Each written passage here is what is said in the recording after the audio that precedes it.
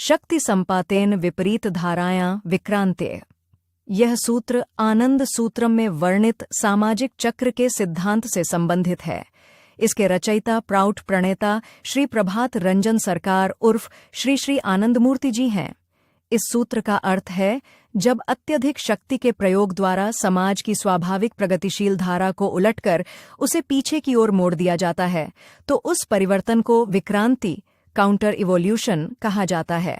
समाज की गति सामान्यतः क्रमिक होती है। श्री श्री आनंदमूर्ति के अनुसार समाज 4 युगों से होकर गुजरता है: शूद्र, क्षत्रिय, विप्र और वैश्य। यह परिवर्तन स्वाभाविक चक्र के अनुसार आगे बढ़ता है, परंतु यदि किसी कारणवश शक्ति संपात अर्थात संगठित बल, सैन्य शक्ति, राजनीतिक दमन या वैचारिक दबाव के द्वारा समाज को उसकी स्वाभाविक दिशा से हटाकर पीछे के युग में ले जाया जाए, तो वह विक्रांति कहलाती है। उदाहरण के लिए, यदि विप्र युग बौद्धिक प्रभुत्व का युग के बाद स्वाभाविक रूप से वैश्य युग आना चाहिए, लेकिन बलपूर्वक क्षत्रिय युग स्थापित कर दिया जाए, तो यह विक्रांति होगी। यह परिवर्तन स्थायी नहीं रहता, क्योंकि यह प्रकृति के नियम के विरुद्ध होता है।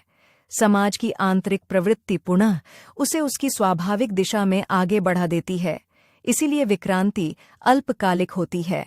वह थोड़े समय के लिए प्रभाव डाल सकती है, लेकिन इतिहास की धारा अंततः अपनी स्वाभाविक गति को पुनः प्राप्त कर लेती है।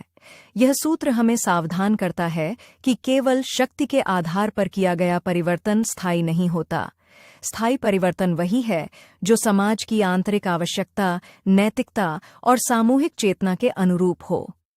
निष्कर्षतः विक्रांति एक प्रतिगामी परिवर्तन है जो दिखने में प्रभावशाली हो सकता है, परंतु समय की कसौटी पर टिक नहीं पाता। समाज की गति अंततः प्रगतिशील ही होती